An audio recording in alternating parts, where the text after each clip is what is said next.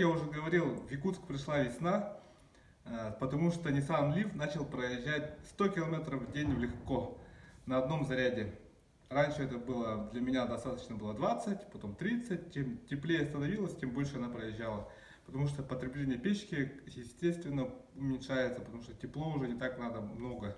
Она уже есть в самой машине, да, фактически.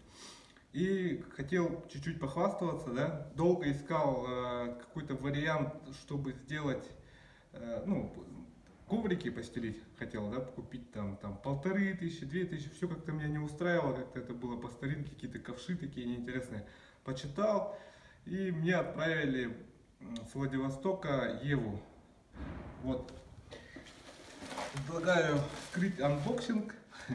Спасибо, как говорится, Владивостоку за это. Такая вот посылочка пришла. Достаточно быстро. Спасибо вам за это. Сейчас мы посмотрим с вами, что тут у нас.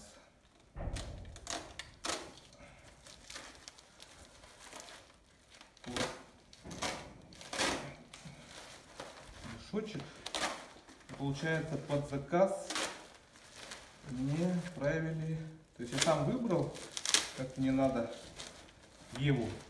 Много слышал, видел рекламу, но как-то вот все хотел попробовать, но как-то вот не было возможности. И вот мне ребята, спасибо вам, отправили такую вот штучку. То есть это очень даже... она еще и на липучках. Прикольно. То есть материал чем-то похож на... Ну что это похоже? На пенофол, что ли? Такой вот какой-то прикольный материал. Окантовочку я такую специально выбрал, синюю, то есть мне нравится. И вот такой вот, по-моему, это золотистый цвет коврика. То есть это получается назад. Назад мне не надо, крышку не надо. Мне самое главное вот это вот передок. То есть по рекламе было то, что сюда песочек, грязь сюда заливается в песок, как называется, в ячейку. И потом просто берешь так, щуп, и вытряхиваешь просто. И типа ничего не прилипает. И гораздо лучше, чем вот эти вот ковши, которые просто там вода потом булькает туда-сюда. В общем, вот. Интересно, буду пробовать, расскажу. Полезно, не полезно, стоит своих денег, нет. Говорят, стоит она сколько? 2500 или 2400, около того. Будем пробовать, тестировать. Ну, достаточно прикольно тем, что можно любую окантовку выбрать. Для меня это было тоже прикольно. Ну, всем пока. У нас ночью было минус 22 градуса. И машина у меня стояла полностью без зарядки, без подогрева. Просто ночью стояла и стояла, в общем. И, как видим, осталось еще два деления этого тепла. То есть, в принципе, окей. И проехал я уже 45 километров. И осталось еще 55. То есть 100 километров уже ездит при минус 22 ночью. А днем вот показывает сколько там, 10 градусов, да? То есть все окей, все good. Потеплело, то есть не 45, там, не 30 градусов. А вот чуть-чуть потеплело, все, сразу окей становится. Так что, ребята, так по кайфу стало.